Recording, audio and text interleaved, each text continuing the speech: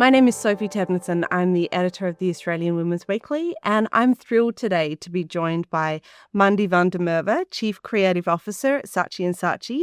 Mandie has won over 100 awards in 2 decades working with brands such as Tourism Australia, Fox Sports, David Jones and Nando's. And also Jessica Brackstone, Strategy Director from Leo Australia and a 2025 B&T Rising Star Award winner. Congratulations and welcome, ladies. Thank you. Together, we'll be unpacking career journeys, challenges, leadership lessons that have shaped where we are today and what the next generation of leaders can learn from their experiences. So let's get started. The first question is all about career foundations. So I might start with you, Mandie. What has shaped your approach to career growth and how do you personally define success at this stage of your journey? I always just go I'm so fortunate that I had an incredible dad and I still have an incredible mom.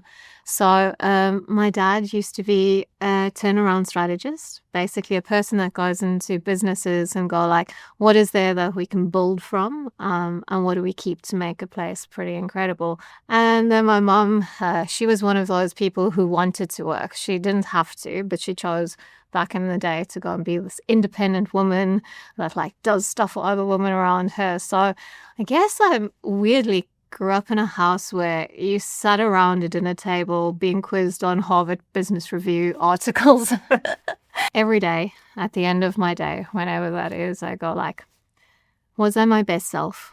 Was I generous to those around me? Did I have a difficult conversation that made something better? Did I give a person some encouragement that needed it? And am I using my position of privilege? What about yourself, Jess?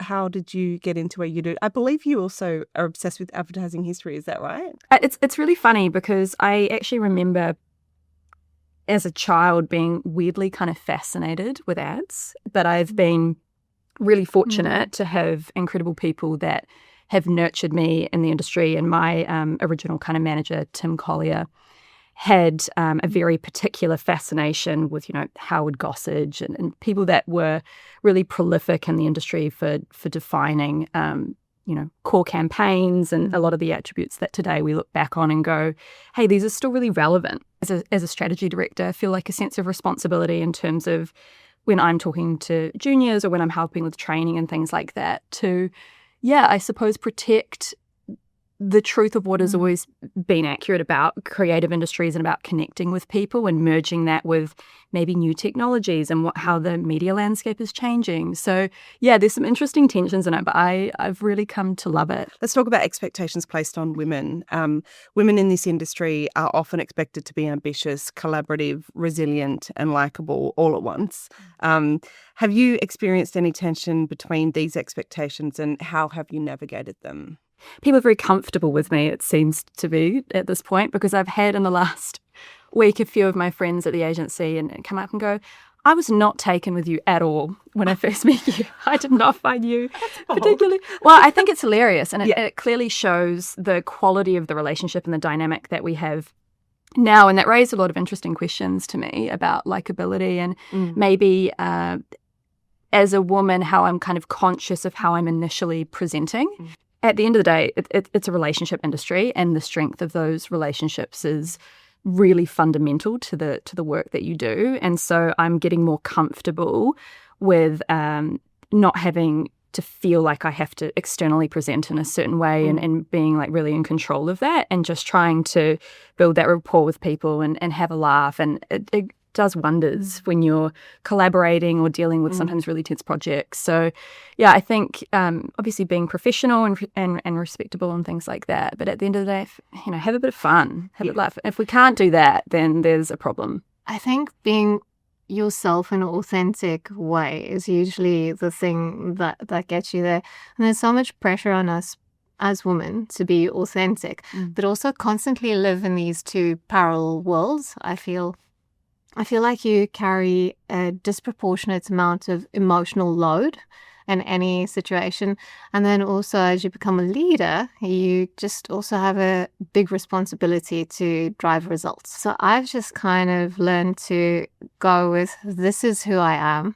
I'd prefer to have the conversation in a respectful way, but not back away from that, because I think like if people can see that you can be yourself in those situations and that it's okay to be an unlikable woman.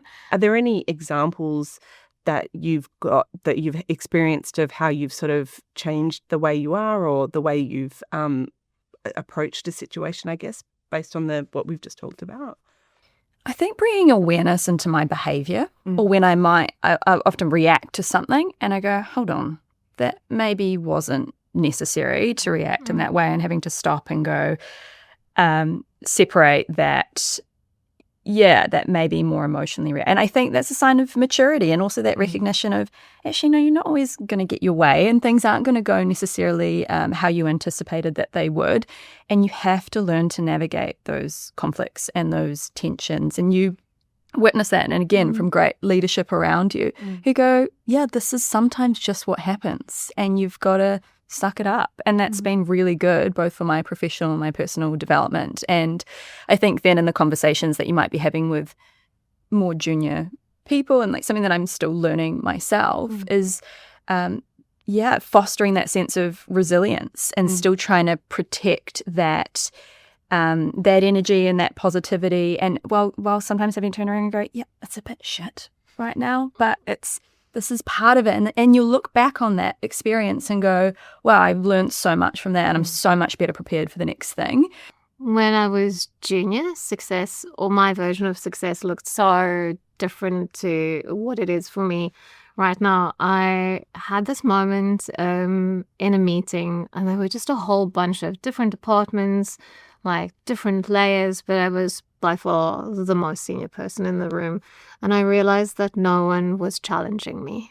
I was like, this is where creativity and ideas come to die, when people stop challenging you, right? So it just was this unlock moment for me. Like, you can work with brilliant people, and they don't actually always produce brilliant work.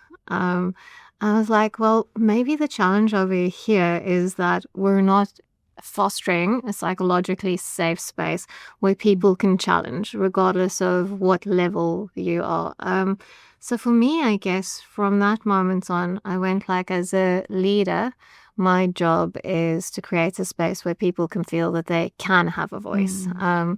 And then with that, people having a voice, quite often it's uncomfortable when you're the most senior person in the room, because you've got to learn when to not say something. You've got to learn when to let people go and figure it out and, challenge you. And quite often they're right. Let's move on to leadership in practice. So thinking about a major project, campaign, or a moment or responsibility in your career, what did that actually feel like to lead through it? And what did that experience teach you about leadership that you wouldn't have learnt in any other way? I might start with you, Mandie, because I understand your work on Go Gentle Australia was recently nominated as one of the Australian campaigns of the decade. So maybe that's something that you might want to touch on, or another one. If I think about what it means to lead through a project like that, is firstly recognizing that you're not leading alone.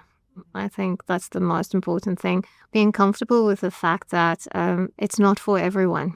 Quite often when you work on work, you think that everyone's on board, and not everyone was or still is with voluntary assisted dying. Because, when you're dealing with something that is that raw and that real, I wish I actually had a little bit more emotional awareness that we most probably needed to have some counseling.